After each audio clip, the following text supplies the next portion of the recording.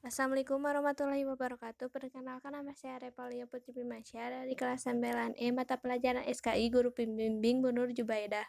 Assalamualaikum warahmatullahi wabarakatuh. Perkenalkan nama saya Krismawati, kelas 9E, mata pelajaran SKI, Guru Pembimbing Bu Nurul Jubaidah.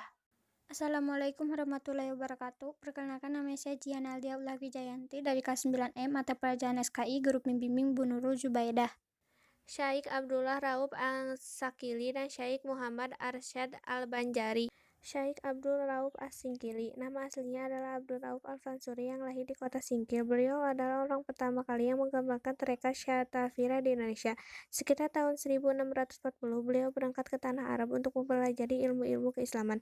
Abdul Rauf As-Singkili pernah bermukim di Mekah dan Madinah. Ia mempelajari tarekat Syatafira dari gurunya yang bernama Ahmad Gusasi dan Ibrahim Al-Qurani. Kemudian Abdul Rauf As-Singkili pernah menjadi mufti kerajaan Aceh ketika diperintah oleh Sultanah Safiyatun Tajul Alam. Abdul Rauf As-Singkili memiliki sekitar 21 karya yang berbentuk kitab-kitab tafsir, hadis, fikih, dan tasawuf. Beberapa karyanya antara lain sebagai berikut. Kitab tafsir yang berjudul Turjuman Al-Mustafid dalam kurung terjemah pemberi faedah, yakni merupakan kitab tafsir pertama yang dihasilkan di Indonesia.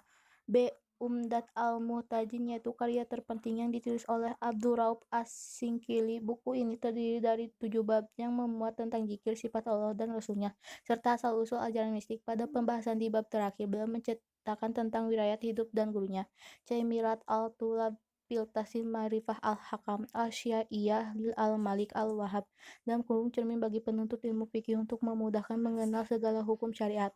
Kitab ini memuat berbagai masalah mazhab Syafi'i yang merupakan panduan bagi para qadhi.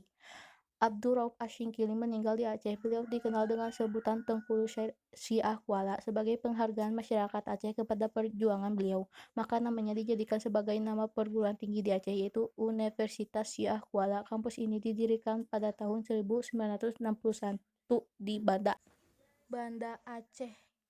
Arsyad Al-Banjari lahir di Lok Gabang, Watapura, Kalimantan Selatan pada tahun 1710. Beliau lahir di pasangan Abdullah dan Siti Aminah. Setelah wafat, beliau dikenal dengan sebutan Datuk Kalampayan karena dimakamkan di desa Kalampayan.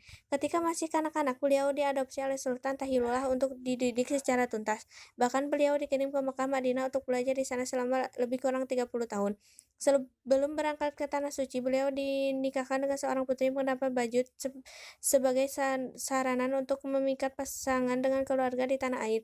Di antara gurunya yang sangat berpengaruh adalah Syekh Al-Tahillah yang pernah memberikan izin Muhammad Arsyad Al-Banjari untuk mengajar memberi fatwa di Masjid Haram. Selama belajar di Tanah Suci, ia berteman dengan para ulama di antaranya sebagai berikut. A. Syekh Abdul Samad Al-Palimbani. B. Abdul Wahab Bugis dari Makassar yang kemudian menjadi menantunya atau dinikahkan dengan Syarifah binti Muhammad Arsyad Al-Banjari. C. Syekh Abdul Rahman Masri dari Jakarta. Langkah pertama yang dilakukan Syekh Muhammad Arsyad Al-Banjari sekembalinya dari belajar di Tanah Suci adalah membina kader-kader ulama. Ia meminta kepada Sultan Tajidillah sebidang tanah untuk dijadikan sebagai pusat pendidikan. Di tempat itu dibangun rumah tinggal, ruang belajar, perpustakaan, serta asrama bagi para santri. Berkat perjuangan keras beliau dan dibantunya menantunya, akhirnya pusat pendidikan tersebut ramai dikunjungi para santri dari berbagai daerah. Tempat tersebut hingga saat ini dikenal dengan nama Kampung Dalam Pagar. Sebab para santri yang belajar dilarang meninggalkan tempat tersebut tanpa izin. Muhammad Arsyad Al-Banjari juga aktif menulis buku. Di antara karyanya terbesar adalah kitab yang berjudul Sabilul Muhtadin atau jalan orang yang mendapat petunjuk. Karena keilmuan beliau yang luar biasa, Muhammad Arsyad Al-Banjari mendapat julukan Matahari Agama dari Banjar.